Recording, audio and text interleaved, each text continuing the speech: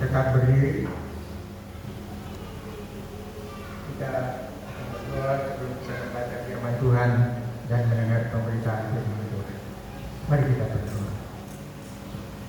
Bapa di surga, kami datang menghampiri tahta anugerah-Mu di dalam Yesus Kristus Tuhan dan Juru Selamat kami yang hidup. Kami bersyukur kepada-Mu untuk kesempatan yang indah yang Tuhan sudah berikan kepada kami sejak awal sampai saat ini di dalam ibadah kami, di mana kami sudah menyembah dan memuji-muji nama-Mu di dalam roh dan di dalam kebenaran. Tuhan, sekarang tibalah saatnya kami akan membaca sebagian dari firman-Mu, yaitu dari dalam surat Efesus pasal yang keempat ayat 17 sampai dengan 32, dan kemudian kami akan merenungkannya di bawah tema menjadi manusia baru di dalam Kristus. Tuhan, tolong kami, urapi kami dengan roh-Mu yang kudus, baik jemaat maupun hamba-Mu yang penuh dengan kelemahan dan keterbatasan. Tuhan, tolong kami dan berkati pemberitaan firman-Mu ini, sehingga hari ini kami akan pulang dengan sukacita membawa berkat rohani dari pemberitaan firman Tuhan ini.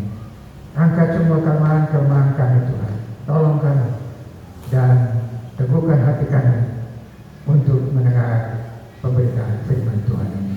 Segala puji, hormat, syukur kami persembahkan kepada-Mu. Inilah kami Tuhan, berfirmanlah kepada kami sekarang, karena kami siap untuk mendengar. Di dalam nama Tuhan Yesus Kristus, firman yang hidup itu, kami menantikan firman-Mu. Haleluya. Amin. Silakan duduk Bapak Ibu saudara yang terkasih dalam Tuhan. Pertama saya akan membaca bagian firman Tuhan ini dari surat Efesus pasal yang keempat ayat 17 sampai dengan ayat yang ke-32. Saya akan membaca dari Alkitab saya, dan kiranya Bapak Ibu Saudara bisa mengikuti dari Alkitab masing-masing. Efesus pasal yang keempat ayat 17 sampai dengan 32, judulnya manusia baru. Ayat 17. Sebab itu kukatakan dan kutegaskan ini kepadamu di dalam Tuhan, jangan hidup lagi sama seperti orang-orang yang tidak mengenal Allah dan pikirannya yang sia-sia dan pengertiannya yang gelap, jauh dari hidup persekutuan dengan Allah karena kebodohan yang ada di dalam mereka dan karena kedegilan hati mereka. Perasaan mereka telah tumpul sehingga mereka menyerahkan diri kepada hawa nafsu dan mengerjakan dengan serakah segala macam kecemaran. Tetapi kamu bukan demikian. Kamu telah belajar mengenal Kristus, karena kamu telah mendengar tentang Dia dan menerima pengajaran di dalam Dia menurut kebenaran yang nyata dalam Yesus, yaitu bahwa kamu berhubung dengan kehidupan kamu yang dahulu harus menanggalkan manusia lama yang menemui kebinasaannya oleh nafsunya yang menyesatkan, supaya kamu dibaharui di dalam roh dan pikirannya, dan mengenakan manusia baru yang telah diciptakan menurut kehendak Allah di dalam kebenaran dan kekudusan yang sesungguhnya. Karena itu, buanglah dusta dan berkatalah benar seorang kepada yang lain, karena kita adalah sesama anggota. Apabila kamu menjadi marah, janganlah kamu berbuat dosa. Janganlah matahari terbenam sebelum padam amarahmu, dan janganlah beri kesempatan kepada iblis. Orang yang mencuri, janganlah ia mencuri lagi. Baiklah ia bekerja keras dan melakukan pekerjaan yang baik dengan tangannya sendiri, supaya ia dapat membagikan sesuatu kepada orang yang berkekurangan. Janganlah ada perkataan kotor keluar dari mulutmu, tapi pakailah perkataan yang baik untuk membangun di mana perlu, supaya mereka yang mendengarnya beroleh kasih karunia. Dan janganlah kamu mendukakan Roh Kudus Allah yang telah memeteraikan kamu menjelang hari penyelamatan. Segala kepahitan, kegeraman, kemarahan, pertikaian, dan fitnah hendaklah dibuang dari antara kamu. Demikian pula segala kejahatan. Tapi hendaklah kamu ramah seorang terhadap yang lain, penuh kasih mesra dan saling mengampuni, sebagaimana Allah di dalam Kristus telah mengampuni kamu. Berbahagialah kita semua yang bisa membaca dan mendengar dari lebih berbahagia kalau kita melakukan firman Tuhan ini di dalam hidup kita sehari-hari. Terpujilah Kristus. Bapak Ibu, saudara yang terkasih di dalam Tuhan, tema saya adalah menjadi manusia baru di dalam Kristus. Menjadi manusia baru di dalam Kristus. Menjadi manusia baru bukan berubah rupa, saudara, tapi berubah sifat, berubah kelakuan, dan berubah tingkah. Saudara, ketika saya mempersiapkan khotbah ini, saya teringat kembali apa yang dipesankan oleh almarhumah mama mantu saya. Oh, itu lama, tahun 72, tahun 72. Tepatnya itu 10 Januari 1972 ketika saya menikah dan kami sudah pulang dari pesta dari apa namanya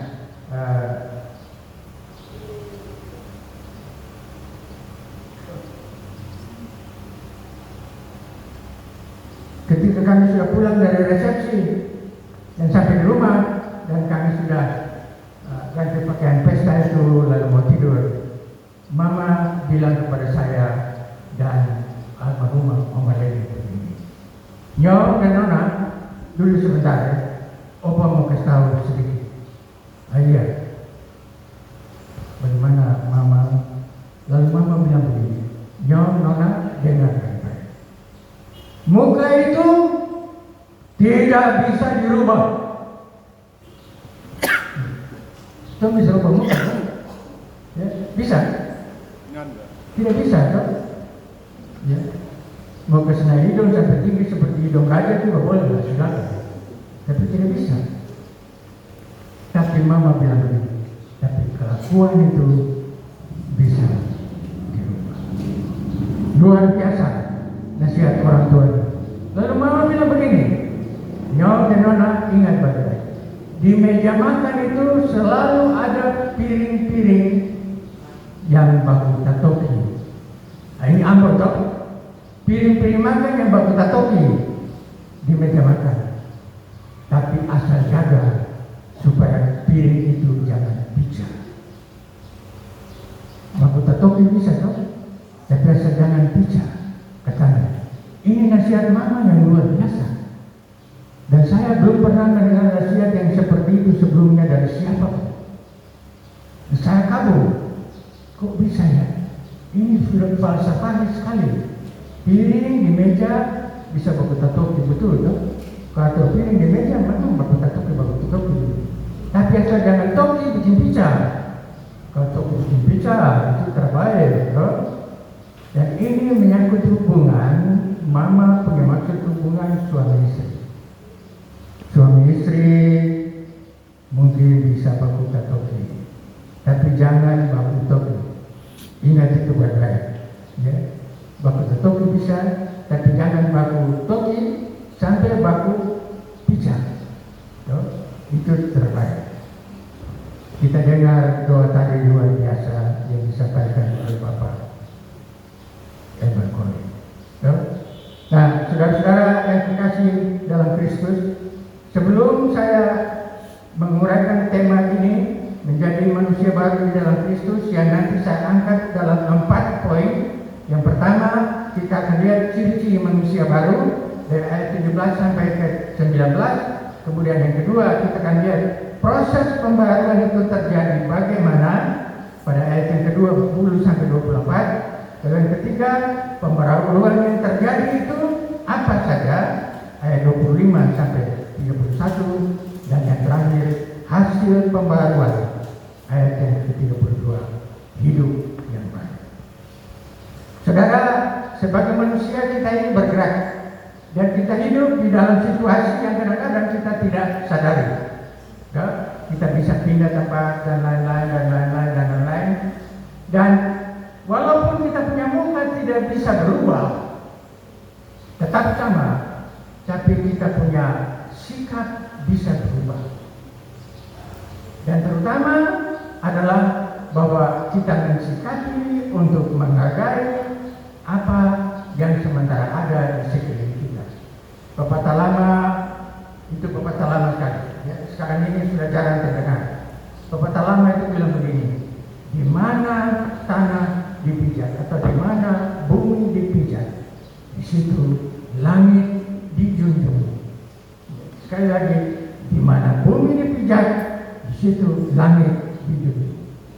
Artinya bahwa kalau kita ada di satu tempat, kita harus menghormati apa yang ada di tempat itu. Jadi kita coba untuk menyesuaikan diri, walaupun kita tidak boleh jadi seperti bunglon itu yang tukar-tukar warna terus. Tidak. Tapi maksudnya kita belajar untuk menyesuaikan diri sebaik mungkin. Nah, dari hal itu saya mau sampaikan kepada kita semua ini 3 kasus, saudara, 3 kasus. Dan sebelum saya sampaikan 3 kasus ini, saya minta maaf kepada yang pertama orang Jawa, karena nanti ini menyangkut orang Jawa juga. Yang kedua orang Ambon, karena saya lama tinggal di Ambon, walaupun saya bukan orang Ambon, ada sedikit campuran, tapi sedikit sekali. Tapi saya lama tinggal di sana, bekerja dan minum lembu air dan makan juga dan punya makanan. Dan yang ketiga itu adalah orang Papua, orang Papua.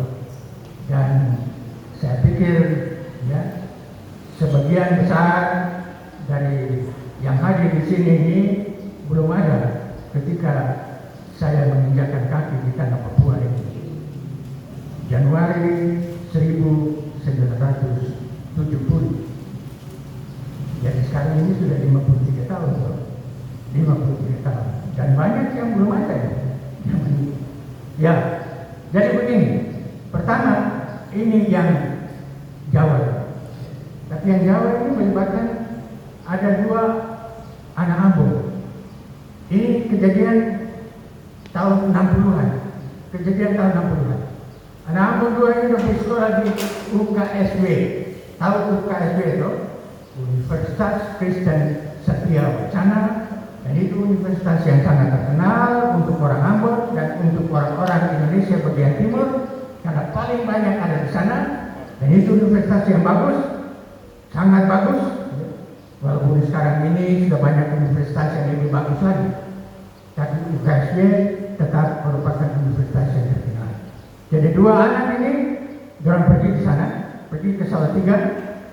Salatiga ya, jangan salah apa ya? Salatiga saja. Jadi dorang pergi ke Salatiga. Satu sore begini dorang salapan. Bagian 2 mulai baku aja. Nanti kita cari makan kan? Kita cari makan. Ya sudah. Dan keluar dari dorang punya tempat kos, dari sana, dan dorang mulai jalan, lihat pace satu ada 2 ayam goreng. Dan pace ini dipegang ayam goreng, jadi dia berteriak, Selawe. Dan 2 baku goreng. Mau tahu apa? Selawe itu ayam goreng. Selawe itu ayam goreng. Padahal bukan. Nah, dan kembali di pace itu dia bilang, Mas, selawe 1 berapa ya? Tukang jual ayam dia kaget, dia heran. Ini selawe. Iya, selawe ini 1 berapa? Baru ini yang tukang jual ini yang sadar. Oh, ini anak-anak dan termengerti. Baru dia bilang selawe itu artinya 25. Jadi ini ayam goreng harganya 25. Oh, begitu. Saya pikir ayam goreng itu dia pernah masalah. Sudah lihat itu, situasi yang seperti itu. Nah, peristiwa yang lain itu terjadi di Ambon. Dan ini luar biasa. Pasti saat dia lari-lari, dia mau kejar taksi. Dia bilang, taksi, stop dulu. Dan konduktor dia bilang, Supono. Laki-laki dia kaget. Dia lari ke sana dan dia saya ini sudah saudara ini. Dia kejar mobil itu akhirnya berhenti. Lalu konduktor itu dia bilang, ini mobil sudah ada tempat lagi. Supono. Lalu Supono dia bilang, bukan Supono. Bahaya juga toh. Ya, saudara lihat, ini itu artinya penyesuaian. Jadi kondektur ini juga tidak menyesuaikan, dan suponan ini juga dia tidak menyesuaikan. Sehingga kita tahu ya, kalau orang Ambon bilang supono itu artinya sudah penuh.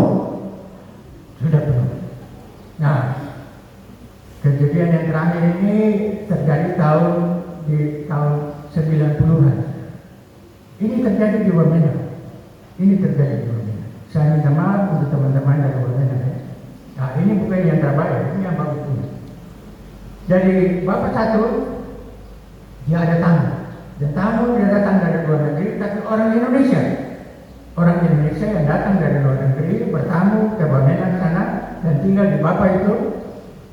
Lalu begitu bapak itu jemput dari airport, kasih masuk di rumah, bawa di rumah, duduk, dan bapak ini dia panggil dia punya anak Tiara itu nama Johnny. Johnny ini anak Wamena. Johnny anak Wamena. Lalu bapak bilang ke Johnny berkata, ya bapak, bikin kopi ya. Dan duduk. Terlama begini, kopi datang. Nah, pasien yang baru datang ini dia kaget. Kok bisa bikin kopi? Bukan Johnny yang bikin kopi, tapi kopi yang bikin kopi. Itu di dalam dia punya otak dia simpan. Kemudian mereka duduk bicara cerita sampai siang, orang mau makan siang. Pakcik dia panggil Johnny, kau taruh makan. Dari tadi kau lagi di mana ya Johnny? Lalu Johnny bilang, Bapak, sapi jaga sapi. Johnny bilang, sapi jaga sapi. Pakcik dia lebih hebat, kaget lagi. Kok bisa sapi jaga sapi? Sementara dalam makan, pakcik dia sudah tahan.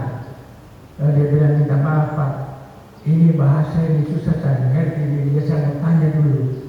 Kenapa tadi Bapak bilang bikin kopi, lalu kopi datang? Kok kopi bisa bikin kopi itu bagaimana? Yang kedua tadi itu ketika Bapak kasih tahu itu Johnny, tanya Johnny dari mana? Dia bilang sapi, jaga sapi. Kok bisa sapi jaga sapi? Luar biasa dong. Ya. Lalu bapaknya dia mulai jelaskan, itu kita punya bahasa di sini, bahasa sehari-hari yang kita bikin pendek. Ya. Itu singkatan dari engkau. Kau kita singkatkan jadi kos. Ya. Nah ini beda dengan orang Ternate dan orang Manado. Begitu kan? Orang Ternate kalau bilang ko itu artinya kata lagi. Kalau ciri kata perempuan gitu kan. Ya. Jadi kok lalu pi itu pergi. Engkau pergi bikin kopi. Gitu. Ya. Tapi disingkatkan. Jadi pergi disingkatkan jadi pi. Ya. Jadi kopi bikin kopi. Yang kedua itu soal sapi itu. Lalu pakcik dia bilang itu singkatan dari saya. Jadi daripada bilang saya, kita pendekkan saja sa. Sama dengan kamu itu apa? Nah, kamu itu kamu itu kamu toh. Ya. Jadi pi itu pergi, singkatannya pergi. Jadi Johnny ini dia bilang, saya pergi jaga sapi. Tapi karena disingkat menjadi sapi jaga sapi. Ya. Itu hanya ilustrasi. Saya mau kasih 3 ilustrasi itu supaya kita mengerti bahwa kalau kita tidak menyadari hal-hal yang seperti itu, maka kita juga bisa susah di dalam pergaulan dan dalam kehidupan sehari-hari. Ya. Jadi hati-hati ya, jangan tanya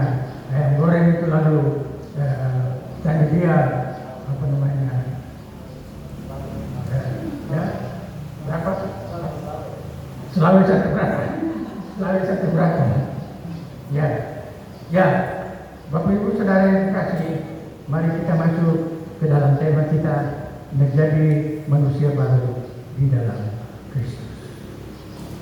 Saudara, kita semua wajib menjadi manusia baru. Kalau kita tetap menjadi manusia lama, maka tidak ada harapan bagi kita untuk melihat kerajaan surga. Melihat, belum masuk, melihat. Dan Tuhan Yesus menegaskan itu di dalam pembicaraannya dengan Nikodemus di dalam Injil Yohanes pasal 3 ayat 3, 5 dan 7. Ketika Nikodemus tanya bagaimana supaya bisa masuk ke dalam kerajaan surga, Tuhan Yesus bilang kepadanya, kecuali engkau dilahirkan kembali, engkau tidak akan pernah melihat kerajaan surga.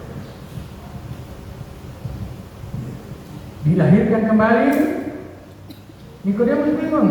Nikodemus bilang, bagaimana ini satu tua begini masuk kembali di dalam rahim ibu baru dilahirkan kembali? Tuhan Yesus bilang buat Nikodemus, bukan begitu. Dilahirkan kembali dari roh dan dari air. Artinya hidup ini menjadi baru oleh karena kuasa Roh Kudus. Dan ketika seseorang bertobat, Rasul Petrus di dalam khotbahnya pada hari Pentakosta, Rasul Petrus bilang, bertobatlah dan memberi dirimu dibaptis, maka kamu akan menerima anugerah Roh Kudus. Dan hari itu, kalau kita baca peristiwa itu, 3.000 orang bertobat.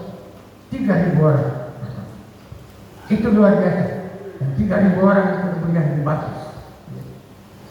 Saya kagum. Saya coba untuk merenungkan dalam 3.000 orang dibaptis dalam satu hari itu, aduh bagaimana ya. Itu luar biasa. Pada zaman itu saudara, pada zaman Tuhan Yesus, bukan zaman modern seperti sekarang ini. Kalau zaman modern sekarang ini hamba Tuhan banyak kok, ribuan hamba Tuhan bisa. Saudara, tahun 75 ada kongres besar, Kongres Baptis Sedunia di Seoul, di Korea Selatan. Dan ketika khotbah tantangan diberikan kepada mereka, ada 10.000 orang memberi diri dibaptis. Lalu mereka diatur di tepi sungai di Seoul, sepanjang kira-kira 3 kilometer. Semua orang itu dan ratusan hamba Tuhan melayani mereka dan membaptis mereka. Nah, itu luar biasa. Nah, peristiwa itu sedikit menginspirasi saya juga.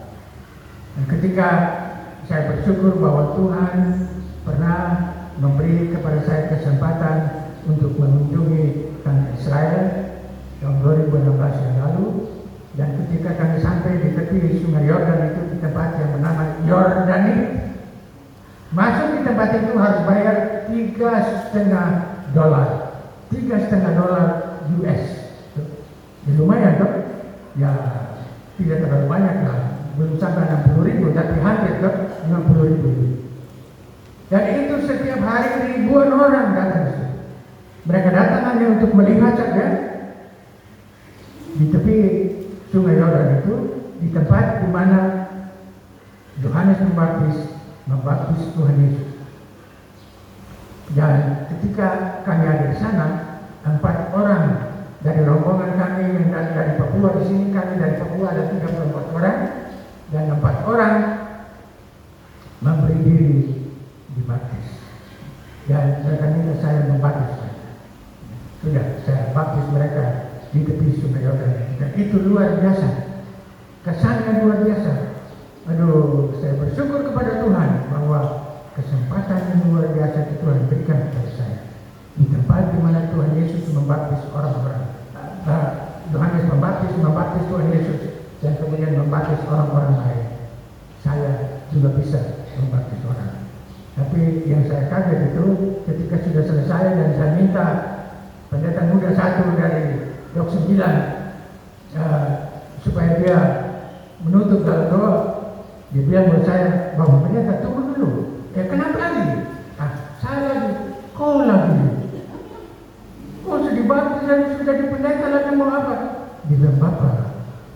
Ini di sini ini. Ya saya dibaptis sebab Tuhan di sana ini, tapi ini di sini di tepi Sungai Yordan ini. Tempat Tuhan Yesus dibaptis ini. Bapak baptisan. Terpaksa saya colok dia juga muda. Ya. Bapak Ibu Saudara yang terkasih. Ini keadaan yang bisa kita alami. Jadi kemana saja kita jalan kita pergi, bisa kita alami. Jadi kita menyambut hal-hal yang baru di dalam hidup kita. Saudara, mari kita lihat ciri-ciri manusia lama. Di dalam ayat yang ke-17 sampai ayat yang ke-19 dikatakan seperti ini. Sebab itu kukatakan dan kutegaskan ini kepada kamu di dalam Tuhan, jangan hidup lagi sama seperti orang-orang yang tidak mengenal Allah dan pikirannya yang sia-sia dan pengertiannya yang gelap. Jauh dari hidup persekutuan dengan Allah karena kebodohan yang ada di dalam mereka dan karena kedegilan hati mereka. Perasaan mereka telah tumpul sehingga mereka menyerahkan diri kepada hawa nafsu dan mengerjakan dan serahkan segala macam kecemaran.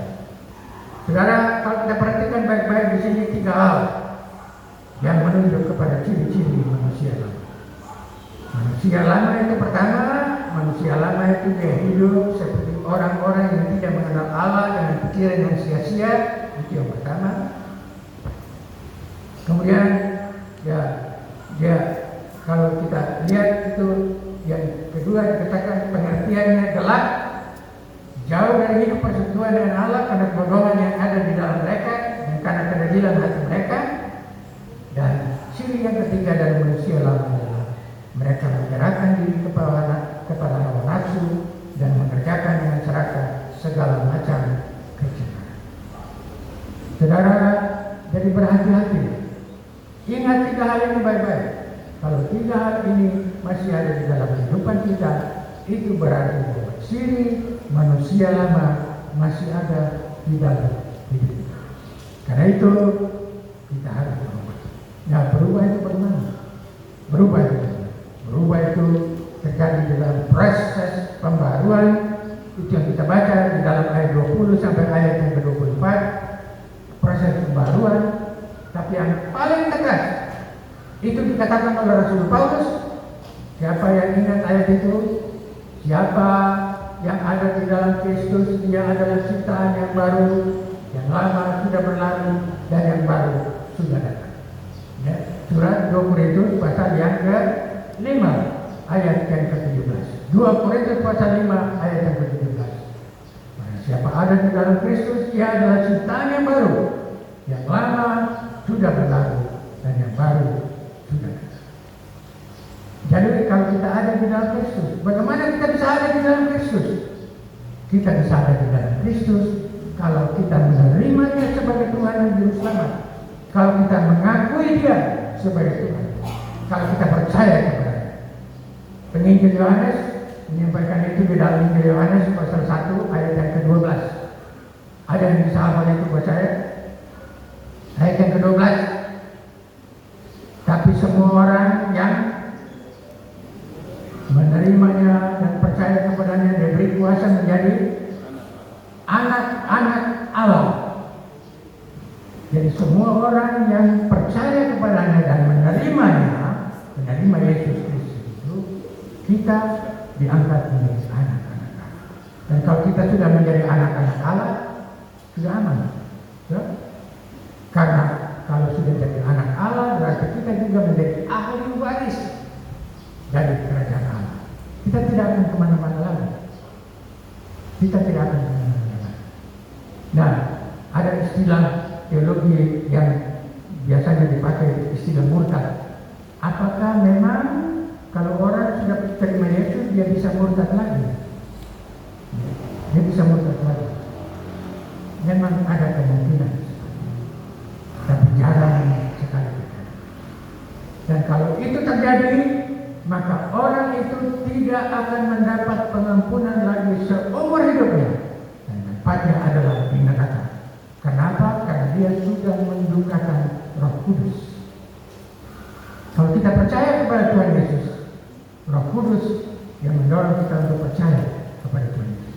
Kalau kita terima Tuhan Yesus, Roh Kudus yang mendorong kita untuk terima Tuhan Yesus.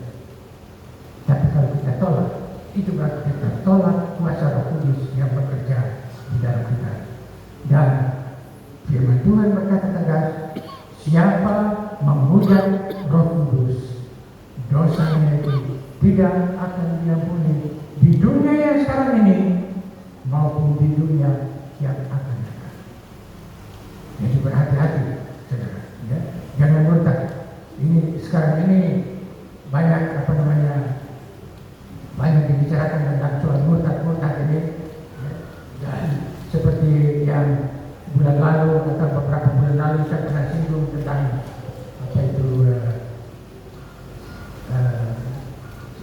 Panji Gumilang itu, dan dia dianggap sebenarnya dia dianggap murtad. Dia dianggap murtad. Kenapa? Karena di dalam pondok pesantren itu diajarkan salamnya orang Yahudi. Salamnya orang Yahudi itu bagaimana? Avenu salam alaih, Avenu salam alaih, Avenu salam alaih.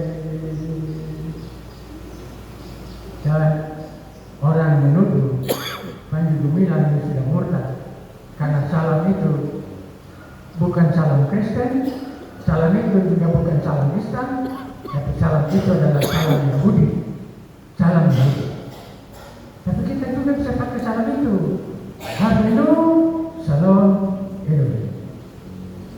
Itu sama saja dan kita minta berkat dari Bapa, Allah Bapa kepada kita semua, kepada kita semua. Nah, saudara-saudara, jadi proses pembaruan itu kita lihat ada terjadi di dalam ayat yang 20. Tadi saya sudah singgung satu ayat itu, 2 Korintus pasal 5 ayat yang ke-17. Barang siapa ada di dalam Kristus, dia adalah ciptaan yang baru, yang lama sudah berlalu, yang baru sudah datang. Ayat 20. Tapi kamu bukan demikian, kamu telah belajar mengenal Kristus. Jadi proses pembaruan itu pertama belajar mengenal Kristus. Belajar mengenal Kristus. Saudara, tidak mudah, tidak bisa langsung begitu saja, tapi harus belajar mengenal Kristus. Jadi tahapan demi tahapan. Karena kamu telah mendengar tentang Dia, jadi belajar tentang Kristus. Kami telah mendengar tentang Dia dan menerima pengajaran di dalam Dia menurut kebenaran yang nyata di dalam Yesus. Jadi menurut pengajaran yang kita terima itu di dalam Dia, kebenaran yang nyata dalam Yesus, yaitu bahwa kamu berhubungan kehidupan kamu yang lama harus menanggalkan manusia baru, harus menanggalkan manusia lama yang menemui kebiasaannya oleh nafsunya yang menyesatkan, supaya kamu dibarui di dalam roh dan pikirannya, dan mengenakan manusia baru yang telah diciptakan menurut kehendak Allah di dalam kebenaran dan ketulusan yang sesungguhnya. Saudara, saya mau tanya kepada kita, siapa yang tidak suka yang baru?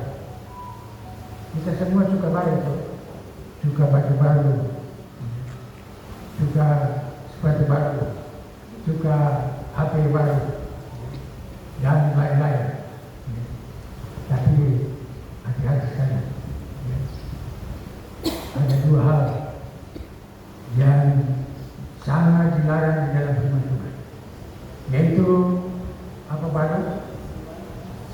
Dilarang, yang dilarang, ya, laki baru dan bini baru. Itu dilarang keras. Tidak ada itu.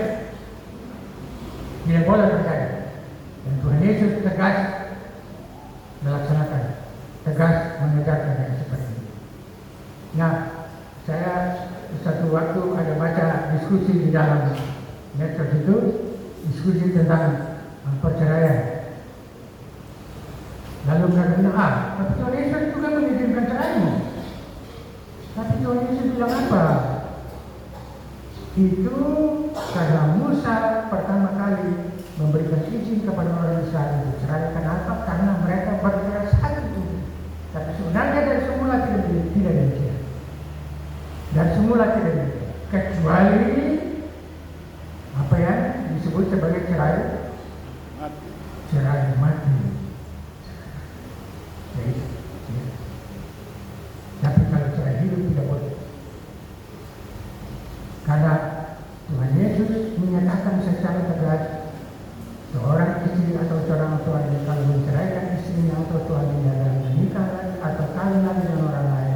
dia berzina. Dan tempatnya itu adalah di neraka. Ya, jadi di sini Rasul Paulus memberi nasihat yang luar biasa.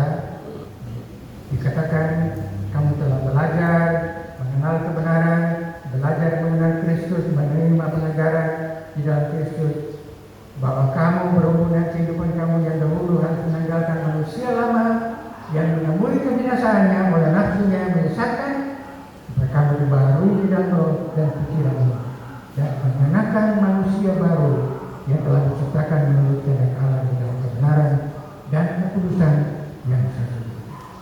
Jadi kita diminta untuk mengenakan manusia baru. Dikatakan di situ diciptakan menurut kehendak Allah. Itu yang Rasul Paulus uraikan di dalam surat 2 Korintus pasal 5 ayat yang ke-17. Barang siapa ada di dalam Kristus, ia adalah ciptaan yang baru, yang lama sudah berlalu, yang baru sudah datang. Nah, kemudian yang ketiga, pembaruan yang terjadi itu apa saja? Pembaruan yang terjadi itu apa saja? Kalau kita baca secara hati-hati di sini, maka ada 5 hal yang harus terjadi, dan pokok yang kelima itu ada cabang-cabang lagi, cara-cara lagi. Tapi kita mulai dari yang pertama. Yang pertama pada ayat yang ke-25 dikatakan, buanglah dusta dan berkatalah benar seorang kepada yang lain, karena kita adalah sesama manusia. Buanglah dusta. Jadi jangan berdusta. Jangan bohong. Ya. Orang kamu bilang jangan. Nah, mana? No. Ya. Bohong, dosa itu apa? Orang kamu bilang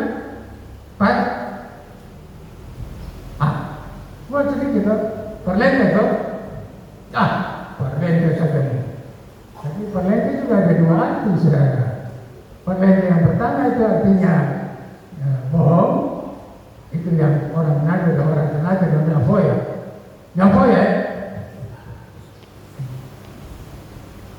Tapi perlente yang lain itu artinya dia setel-setelan. Perlente sana. Artinya dia pakai pakaian hebat, ya, disebut itu perlente. Ya, jadi di sini dikatakan buanglah dusta, berkatalah benar seorang kepada yang lain, karena kita adalah sesama anggota. Jadi jangan bohong. Kadang-kadang kita bilang, ini bohong kecil-kecil saja, bohong kecil-kecil saja. Ya. Jadi ini ada satu ilustrasi nanti, ini tiba-tiba muncul, ini ilustrasi ini tiba-tiba muncul. Ya. Mama satu, dia dapat hadiah. Jadi tukang kredit, suka tahu, ibu, sebentar saya mau datang, ambil kredit, ya, kasih kredit. Mama ini dia belum ada kesempatan untuk pergi keluar dari rumah. Jadi mama ini dia punya anak perempuan kecil satu. Dia nona, ya, kalau ada bapak satu datang tanya mama ya, kalau tahu buat om itu, mama bilang mama tidak ada. So, mama bilang mama tidak ada. Nah, sebentar lagi begini laki-laki itu dia datang ke pintu. Mama ada? Yo, mama bilang mama tidak ada. Oh, kalau begitu berarti mama ada tuh. Panggil mama kemarin. Panggil mama mau urus dengan tukang kredit itu. Begitu mama pulang, tidak tahu itu anaknya jadi apa. Dia tahu itu anaknya. Tapi ini anak ini jujur tuh. Dia jujur. Karena mama bilang kepada dia, anak kok kesal om itu ya. Bila mama tidak ada di rumah. Dan begitu om itu datang, dia bilang lagi, mama bilang mama tidak ada di rumah. Selesai. Jelas. Jadi hati-hati saudara, ini bahasa. Ya. Kadang-kadang kita bilang, itu bohong kecil-kecil saja. Ini bohong kecil-kecil. Bohong kecil atau bohong besar, itu bohong. Dan itu dusta. Ya. Dikatakan, buanglah dusta, berkatalah benar seorang kepada yang lain, karena kita adalah sesama manusia. Yang kedua, saudara, marah. Jangan terbenam sebelum padam amarahmu. Ini yang saya mau tanya. Kalau kita marah, berapa kali matahari benar-benar baru marah dia? Berapa kali? Ya, kadang-kadang banyak kali. Saudara, saya tidak usah sebut, ya. Tapi ada orang di lingkungan orang baptis ini yang karena marahnya kepada seseorang sampai hari ini dia masih tetap marah, dan marahnya itu sudah lebih dari 9 tahun. 9 tahun. Dan ini seorang hamba Tuhan, saudara. Hamba Tuhan ini dia baca ini atau tidak? Janganlah matahari terbenam sebelum padam amarahmu, tapi dia kasih tinggal matahari terbenam sampai 9 kali 365 hari tetap marah. Lalu hamba Tuhan lagi. Ini bagaimana? Ya, saudara, ini dikatakan di sini. Apabila kamu menjadi marah, janganlah kamu berbuat dosa. Janganlah matahari terbenam sebelum padam amarah. Jadi marah sih boleh-boleh saja. Jadi kalau marah pagi hari, siang hari sudah selesai. Marah siang hari, sore sudah selesai. Boleh juga pagi hari selesai, sore hari atau malam hari. Tapi hari itu juga harus selesai. Jangan disimpan. Dikatakan pada ayat yang ke-7, jangan beri kesempatan kepada iblis. Kenapa? Kalau marah terus, maka iblis akan mendekat. Iblis akan membesarkan amarah itu. Iblis akan pompa terus, dan amarah itu dia lalu mulai mengembung sampai dia meledak. Dan kalau sudah meledak, itu yang tadi seperti pesan saya punya mama itu yang sudah tidak ada itu, piring sudah pecah. Ya, bukan cuma batu topi, tapi pecah. Kemudian yang ketiga, saudara, ayat yang ke-28. Orang yang mencuri, janganlah ia mencuri lagi. Tapi baiklah ia bekerja keras dan melakukan pekerjaan yang baik dengan tangannya sendiri, supaya dia dapat memberikan sesuatu kepada orang yang baru kekurangan. Mencuri, saudara, kita tahu apa yang terjadi. Tapi ada juga mencuri yang sopan. Ada juga mencuri yang sopan. Ini mencuri tingkat tinggi, saudara. Mencuri tingkat tinggi. Di negara kita ini, satu hal yang sekarang ini sedang dikejar-kejar adalah mengenai orang yang korupsi dan menyalahgunakan kekuasaan untuk keuangan dan lain-lain. Saudaraku yang terkasih dalam Tuhan, Indonesia ini negara yang sangat kaya. Sangat kaya, saudara.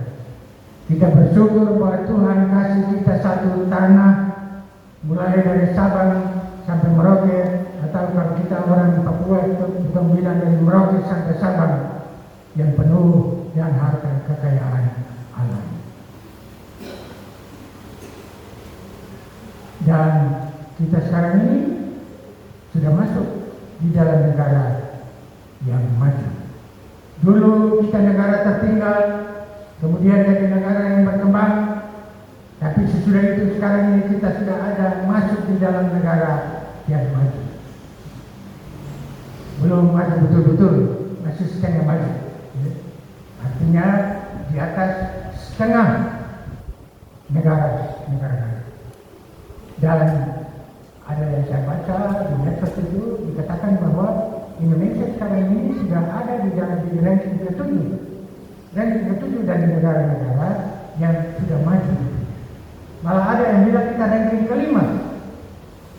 Dan ada satu lembaga luar negeri yang memprediksi pada nanti tahun 2031,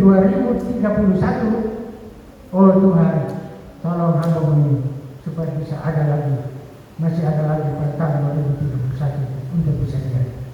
Dan di situ dia bilang Indonesia akan menjadi negara ketiga dengan ekonomi yang paling kuat di dunia. Zaman tahun itu, tahun 2031. Dia berdoa supaya itu terjadi. akan terjadi saudara. Kenapa? Karena kita punya kekayaan alam yang luar biasa. Dulu kita sudah berbangga hati dari Freeport yang luar biasa itu. Ini sekarang ada yang lain lagi. Ya. Ini sekarang sedang mau tambang minyak yang luar biasa besar ini di sini, di perbatasan antara Jayapura dan Papua Nugini di sini. Tapi masalahnya kalau bilang tidak bisa, sebab itu masuk di dalam Taman Lawrence. Tapi ahli pertambangan bilang, itu gampang saja mau. Kita bor di dalam taman tuh, kita bor di luar taman. Oh begitu kan, bor di luar taman. Jadi kamu bor di luar taman berapa jauh? Dia bilang 3.000 meter. Jadi 3 kilometer di luar taman itu bor ke bawah, masuk baru ambil.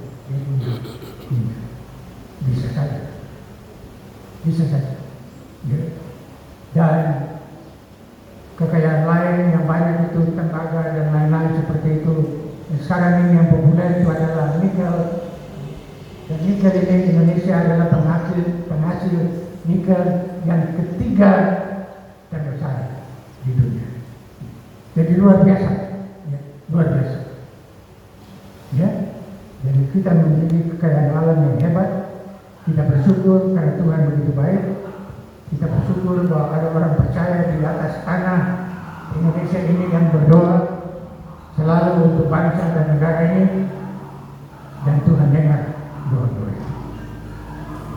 Jadi orang yang mencuri jangan yang mencuri lagi, tapi baiklah dia bekerja keras, melakukan pekerjaan yang baik dengan tangannya sendiri supaya dia dapat membagikan sendiri dan membagikan sesuatu kepada orang yang baru kekurangan. Saudara, banyak kali kita juga tanpa sadar kita yang biasa orang bilang curi waktu. Kita pada waktu tidak betul juga. Ya. Biasanya anak-anak sekolah kalau mau ujian, belum toki meja lagi kan dia mulai kerja. Padahal sebenarnya belum bisa. Dan dia bilang curi waktu itu. Itu sama dengan atlet dalam waktu mau berlari itu curi waktu itu. Siapa yang kamu kesar, dia pasti ada di depan. Jadi hal-hal yang seperti itu tidak boleh dikatakan di sini. Baiklah dia bekerja keras, melakukan pekerjaan yang baik dengan tangannya sendiri supaya dia dapat memberikan sesuatu kepada orang yang berkekurangan. Dan yang keempat, hal yang keempat, jangan ada perkataan kotor keluarga. Perkataan kotor itu perkataan yang bagaimana? Ya. Perkataan yang tidak dicuci dengan sabun kah? Tapi perkataan yang tidak bagus. Perkataan yang tidak bagus. Saudaraku, saya mau tantang saudara, terutama para orang tua. Di rumah, pernahkah Anda sebagai orang tua mengeluarkan perkataan kotor? Ya, kadang-kadang ada tuh, kadang-kadang ada. Kadang-kadang orang bikin rumah itu jadi kebun binatang. Kebun binatang, anjing babi kok. Bahaya ya. Kebun binatang ada di dalam rumah. Ya.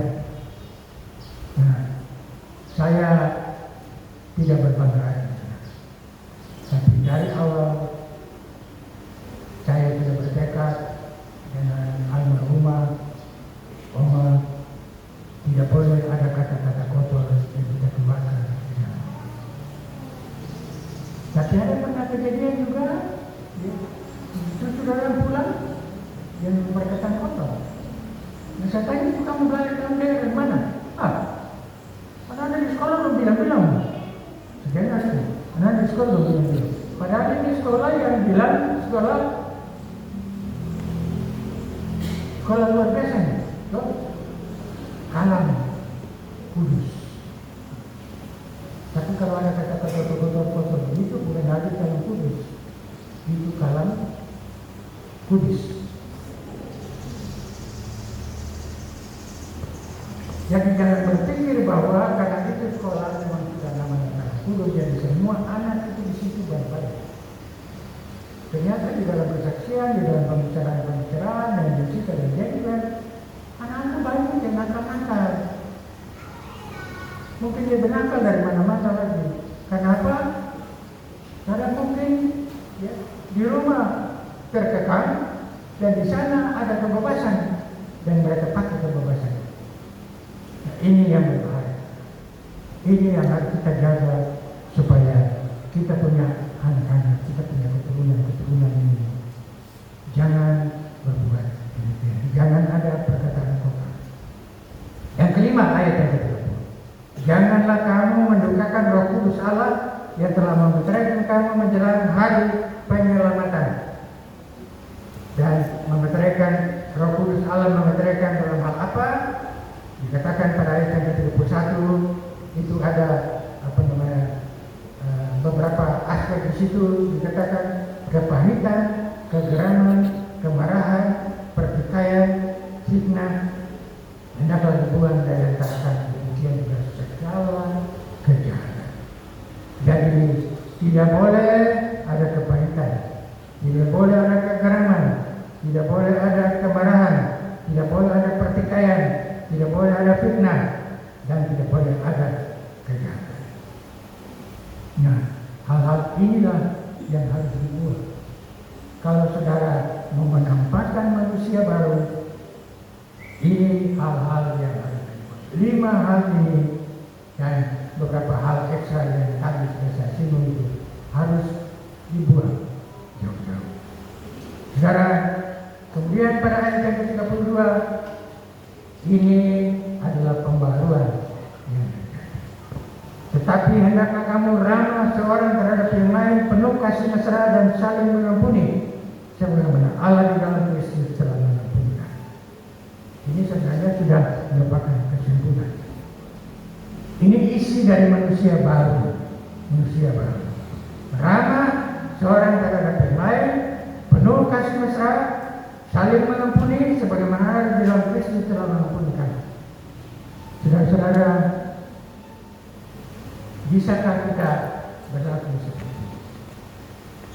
Orang marah ke orang, kata ke orang tetap tenang saja dan senyum saja. Saudara, saya harus bilang terus terang di sini dengan penuh hormat dan Tuhan tahu hati saya. Tapi saya mau bilang bahwa Omeleni itu di sini semua orang tahu. Macam kan selalu senyum, loh. Selalu senyum. Orang marah macam senyum saja. Nah ini kan jadi marah, kan? Itu luar biasa. Nah, kita ini kadang-kadang susah begitu, tuh. Nah, orang marah. Kok pikir saya ini apa? Bukan saya ini siapa? Tapi biasa kita bilang begitu. Kok pikir saya ini apa? Ya? Orang bukan bilang, kok pikir saya ini siapa? Berada. Kok pikir saya ini apa? Ya. Jadi firman Tuhan ini mau memberi kepada kita satu gambaran bahwa kalau kita mau menjadi baru di dalam Kristus, maka kita harus membuang semua sifat-sifat yang lama. Mulai dari ayat yang ke-17 sampai ayat yang ke-24 itu, dan kemudian kita terima semua yang baru yang terjadi itu. Mulai dari 25 sampai ayat yang ke-31. Jadi kita menjadi orang yang memiliki sikap yang baru, sifat yang baru. Karena apa? Karena kita sudah dibaharui di dalam Kristus oleh Roh Kudus. Doa saya adalah Tuhan menolong kita semua supaya kita mampu menampakkan hidup yang baru itu kepada siapa saja. Memang kadang-kadang kita juga bisa jadi marah, seperti itu. Kalau kejadian yang terjadi itu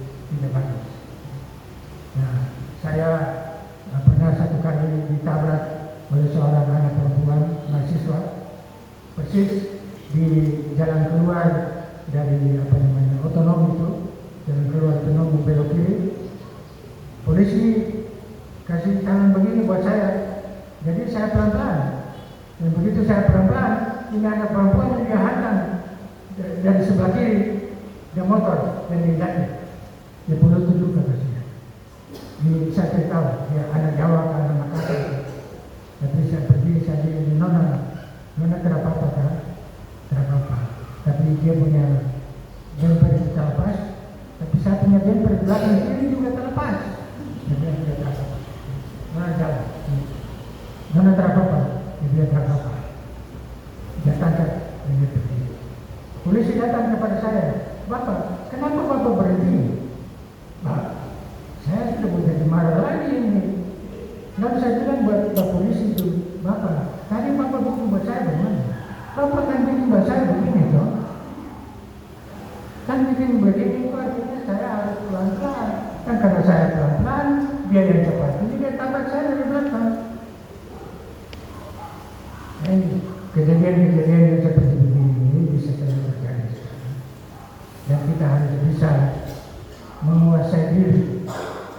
Kita harus bisa mengampuni. Ada satu peristiwa lagi terjadi itu di sana di dekat Bucan 2 itu, naik ke atas itu, anak satu dia dapat tabrak di situ, di sepeda motor. Jadi dia jatuh. Orang-orang ada tolong dia di situ. Saya berhenti dan mobil. Saya bilang kesana di mobil. Saya bawa dia ke rumah sakit di Dok 2. Saya bawa dia ke Dok 2. Dan di sana itu urus saya lagi. Dia bilang, Bapak, kenapa Bapak tabrak dia? Tunggu dulu. Kamu jangan dulu baik-baik. Ini saya tidak ada hubungan apa-apa dengan negara ini. Ini saya cuma dia segera sakit di jalan. Dan saya minta orang anak-anak ini angkat dia supaya saya bawa ke rumah sakit. Nanti tanya dia sendiri, kalau saya punya peristiwa bagaimana? Begitu tuh. Jadi kadang-kadang itu saja yang bisa terjadi, saudara. Dan ada teman-teman kita yang kemudian memberi nasihat kepada saya begini, Bapak. Dan kalau ada peristiwa yang seperti begitu, Bapak jangan sekali-kali berhenti untuk menolong. Bapak punya niat baik, tapi itu bahaya. Kenapa? Karena mereka menganggap bahwa Bapak bersalah. Dan seorang ibu katanya di jalan di atas, jalan baru di atas itu pernah terjadi yang seperti itu. Dia tolong orang yang pada akhirnya itu dia dituntut katanya mesti bayar 60 juta. Kenapa begitu? Dia bilang, kan ibu bapak tabrak dari orang ini toh. Dia yang tabrak saya dari belakang. Jadi karena dia jatuh lalu saya angkat dia bawa kayak ini. Jadi bukan saya yang tabrak dia. Ya tapi ibu juga kan yang punya mobil. Bapak tabrak dari dia toh. Jadi dia tuntut 60 juta. Dan ibu ini bilang kepada saya sesuatu, Bapak, kalau ada kejadian apapun, Bapak jangan stop. Bapak jangan. Supaya aman. Saudara, dunia ini penuh dengan kejahatan. Dan karena itu kita harus baik-baik. Sebagai manusia yang baru, dikatakan di sini kita harus buang dusta, kita harus buang amarah, jangan mencuri lagi, jangan ada perkataan kotor. Dan kita harus selalu bergantung kepada Roh Kudus menolong kita semua dan menjadikan kita manusia baru di dalam Kristus supaya kita bisa menjadi alat di dalam Tuhan untuk kemuliaan nama Tuhan. Mari kita berdoa. Bapa di surga, kami bersyukur kepadamu untuk firman-Mu yang sederhana pada pagi sampai siang hari ini. Tuhan tolong kami, kuatkan kami supaya sebagai orang-orang yang telah dibaharui di dalam Kristus, kami sungguh-sungguh menampakkan manusia baru itu di mana saja kami berada, apa saja yang kami lakukan di dalam kehidupan ini. Terima kasih Bapa di surga, jadikan kami saksi-Mu selalu di dalam hidup kami untuk kemuliaan nama